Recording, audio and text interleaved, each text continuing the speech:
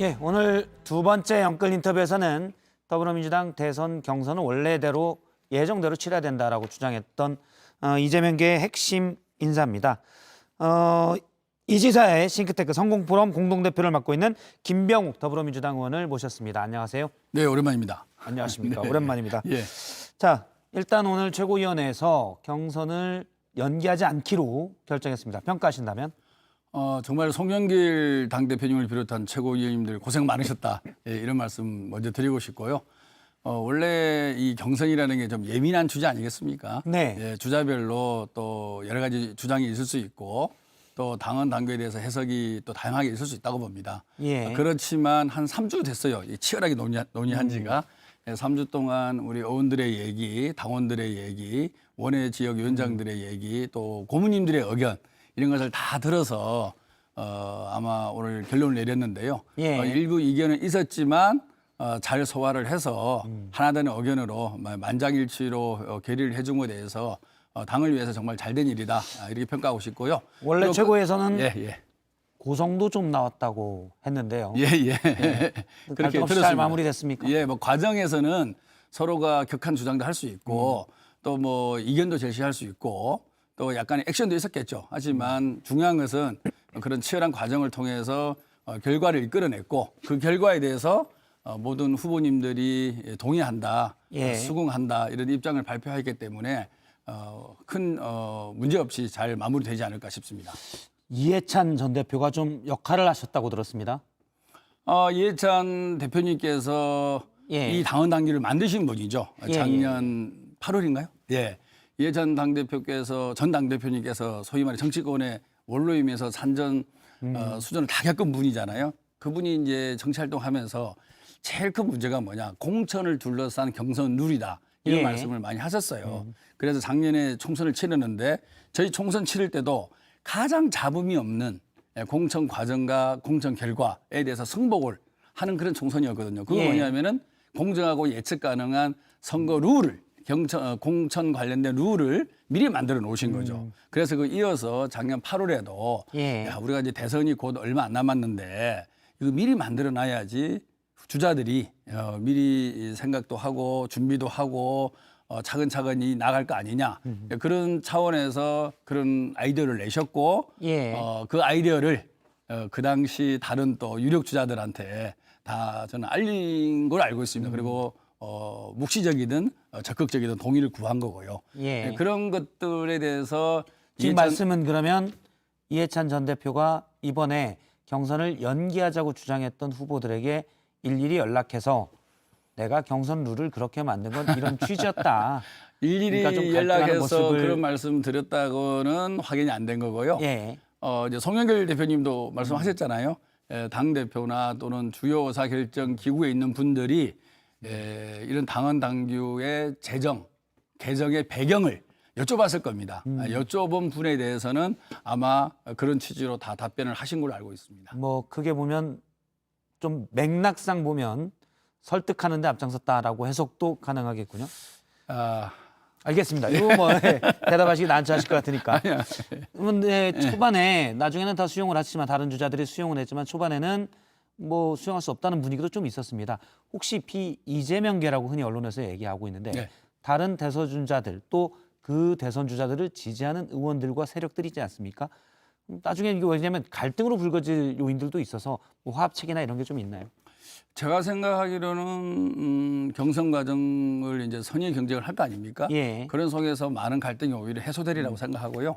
오늘 최고위에서 결정을 못 내리고 아마 시간을 덜 끌었으면 예. 좀 더 그런 게 일어날 수도 있었지 않았나 싶은데 어찌됐든 오늘 용기 있는 결정을 내렸고 그리고 당무위 소집할지도 모른다 일부 의원들이 그런 소문이 있었지만은 실제 그게 이루어지지 않고 있지 않습니까? 예. 이런 과정 속에서 저는 이 갈등이 증폭되는 과정이 아니라 이제 선의 경쟁이라는 레이스를 펼치면서 봉합될 것이다. 그리고 의원님들께서 되게 현명해요.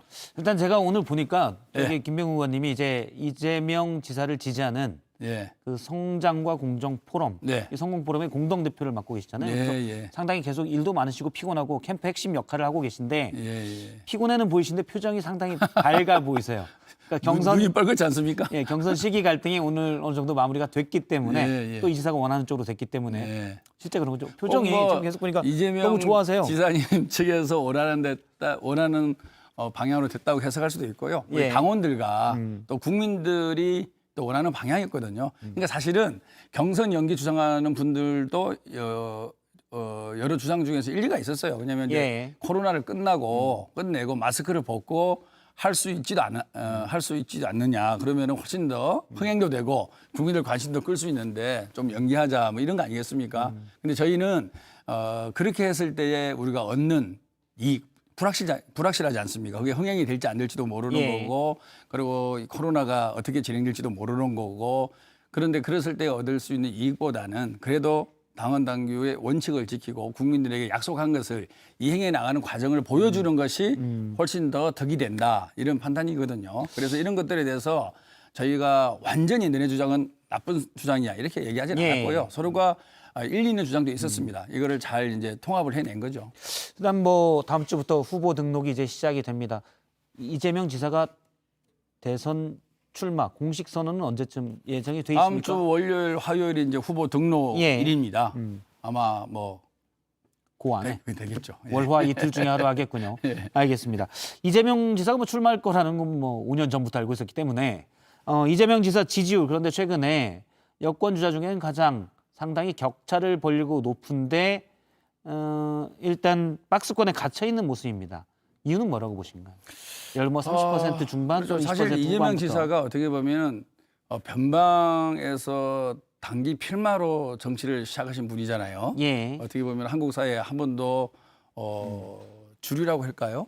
그다음에 또 여의도에 에서 좀 멀리서 정치를 하신 분이라서 일단 뭐 국회에서 사실 당선된 어떻게 적은 없죠. 보면은 어떻게 보면은 지금의 이재명 지사의 지지율은 당 지지율도 당연히 물론 기본이 되겠지만은 개인 지지율이 상당히 플러스가 돼 있는 거죠. 그리고 지금 지지율을 보면은 뭐 이렇게 박스권에다 말씀드릴 수 있겠지만 예. 우리 이제 이재명 지사님, 또 이낙연 전 총리님, 정세균 전 총리님, 그다음에 추미애 전 대표님 쭉 다 합치면은 예. 또 상당히 지지율이 많이 나옵니다. 그래서 뭐 여권 주자들 지지율을 다 합치면 꽤 높아요. 예, 그렇죠. 그래서 경선 과정을 통해서 이런 타 후보들의 지지율을 꽤 흡수할 수 있다고 생각하고요. 예. 그리고 충분히 흡수 가능하고, 그리고 경선 과정을 통해서 이재명 다움을 많이 보여줄 수 있는 계기이라고 봅니다. 그런데 사실은 민주당 내에 이제 오래된 얘기가 친문이 주류다라는 얘기가 있었지 않습니까?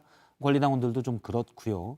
이재명 지사는 약간 거기에는 좀 떨어져 있었는데 사실은 오랫동안 어떻게 보면 2002년 이후에 계속 친문이 당의 주류를 형성해 왔는데 이재명 지사는 사실 거기서 떨어져 있었기 때문에 일부 친문 후보들이 이번 대선 과정을 통해서 이 주도권이 이재명 지사 쪽으로 가는 거를 꺼려한다라는 해석도 당 일각에서 나옵니다.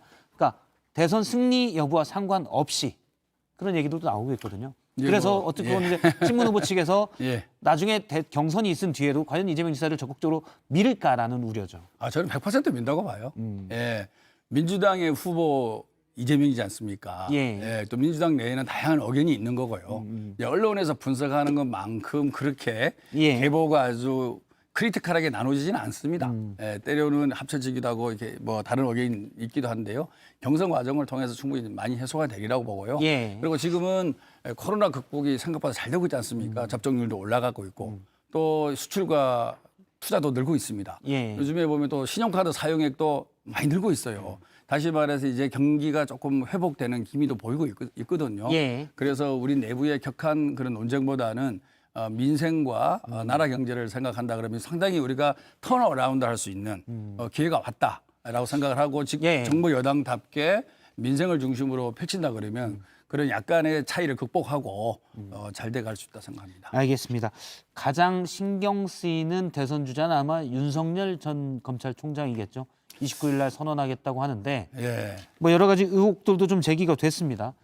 이재명 지사 측에서는 어떤 입장입니까? 저는 윤석열 전 총장에 대해서는 아직 평가를 참 하기 어렵습니다. 왜냐하면 아는 게 없습니다.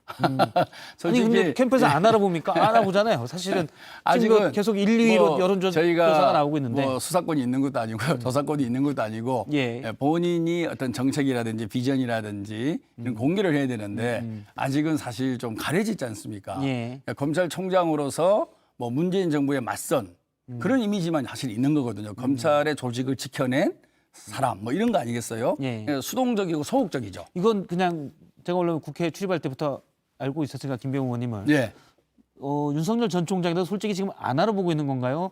알지만 지금 언급할 단계가 아닌다고 보시는 겁니까? 저희가 아는 거는 그냥 언론에 나와 있고 아, 예. 그다음에 뭐 이런 그 유튜브 방송에서 나오고 있는 그런 예. 정도를 똑같이 알고 있습니다. 아, 그런 의혹들이 있다라고만 생각을 하고 예, 있군요. 예. 예.